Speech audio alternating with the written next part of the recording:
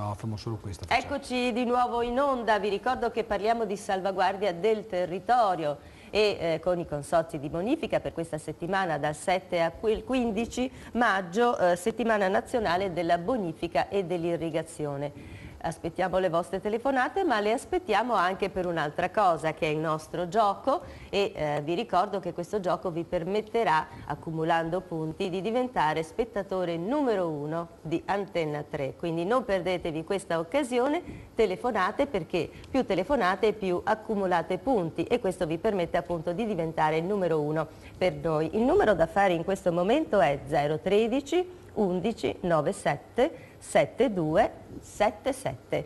La telefonata è assolutamente gratuita e potete chiamare sia da rete fissa che da cellulare. Ricordo anche che potete iscrivervi al nostro sito se chiamate da rete fissa, che è www.pronto.antenna3.it. Allora, Presidente, io prima l'ho interrotta perché dovevamo cedere la linea per la pubblicità, però stavamo parlando di una cosa effettivamente importante che riguardava proprio i finanziamenti, gli investimenti importanti. Sì, ragionavamo delle opere che si sono fatte in questi ultimi 3 anni, per cui si diceva che noi abbiamo investito 300 milioni di euro all'anno tra risorse private, passatemi il termine, quindi i contributi dei contribuenti veneti, e risorse pubbliche della Regione, appunto nella prevenzione.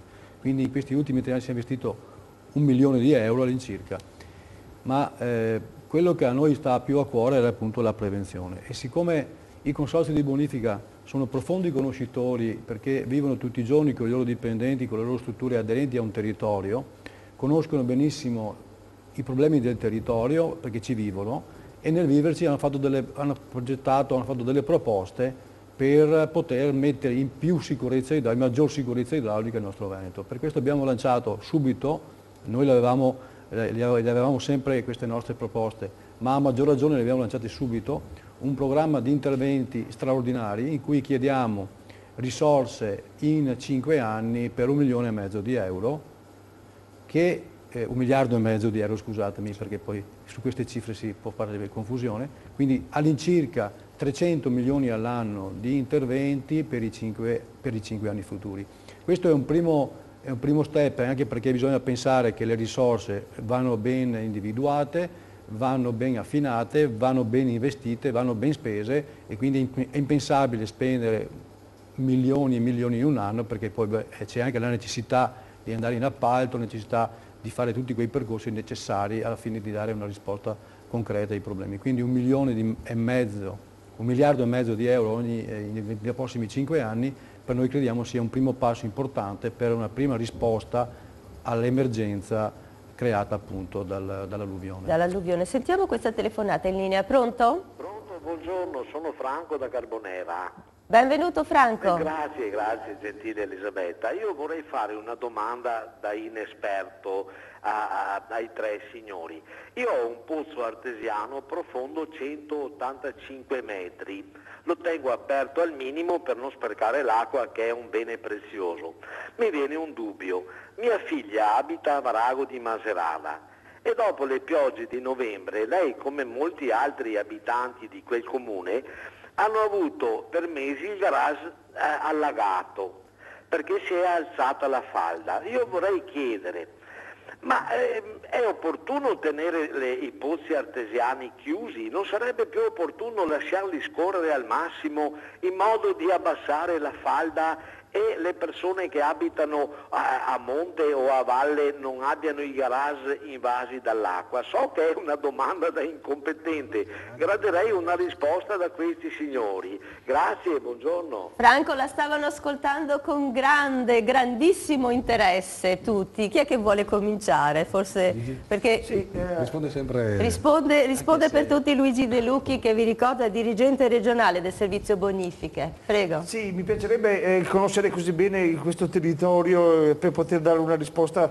con rango scientifico, però mi manca questa conoscenza così precisa. D'altra parte devo occuparmi di quasi tutto il Veneto e chiedo perdono per questo. Sinceramente ritengo che consultando i testi si trova che il grande materasso alluvionale ospita una grande falda indifferenziata. Sicuramente si sa che sono presenti setti sovrastanti, contenuti all'interno di lame di terreno più impermeabile.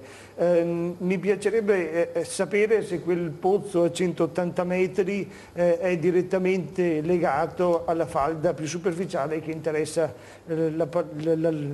diciamo, le cantine del fabbricato della figlia. Spero proprio di no, perché l'idea che ci possa essere una conseguenza fra l'azione del padre e la sofferenza della figlia mi darebbe un certo disagio. Sicuramente sono dell'avviso che le falde, per quanto riguarda la quota di acqua presente all'interno della falda profonda, se rimangono lì sicuramente è meglio, perché comunque sulla falda superficiale è più possibile agire cercando di alleggerire il peso che ha creando infiltrazioni all'interno delle abitazioni.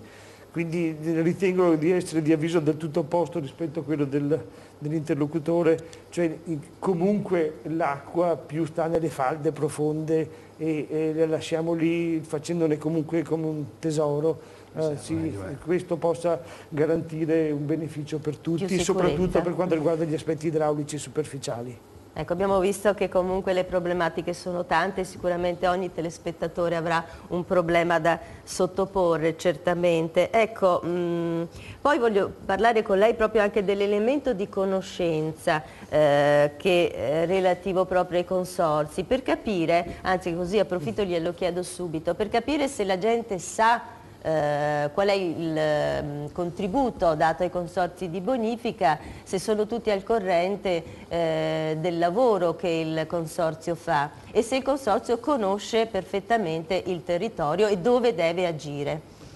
Sì, su questo da dipendente regionale mi sento di dover sostenere anche una presenza molto forte della Regione. La Regione sta attuando e si avvale anche dei consorzi di bonifica per quanto riguarda la realizzazione di un grande quadro conoscitivo. Ecco quindi che la Regione opera, sta rilevando l'interezza del territorio, dagli anni 80 ad oggi si è fatto grandissimi progressi nella conoscenza. Sicuramente il Consorzio in moltissimi casi ha costituito fonte di questa conoscenza, ecco quindi che comunque all'interno di ciascun Consorzio, alcuni a livello di eccellenza addirittura, sono presenti informazioni di cui viene fatto tesoro.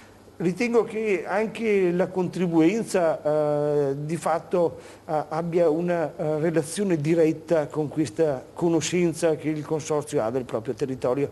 Difatti lo strumento attraverso il quale viene individuato ciascun contributo è legato ad elementi di conoscenza che il Consorzio ha assunto nel tempo e che comunque è costretto ad assumere costantemente perché il territorio è in continuo cambiamento e quindi anche questi quadri conoscitivi, anche quelli consortili come quelli regionali e anche e soprattutto quelli comunali che amati a decidere a livello di gestione del proprio territorio, hanno bisogno di un continuo apporto di conoscenze tecniche per quanto riguarda le modalità di rilievo e di conoscenze territoriali per quanto riguarda l'azione che ciascuno svolge nel territorio. Ecco, a questo proposito poi voi come consorzio avete fatto anche un'indagine per sondare un po', per capire la gente quale visione ha, se conosce a fondo il rapporto e il ruolo del consorzio di bonifica, no? E ci sono degli elementi molto interessanti dei quali vorrei parlare con voi però subito dopo questa pausa pubblicitaria.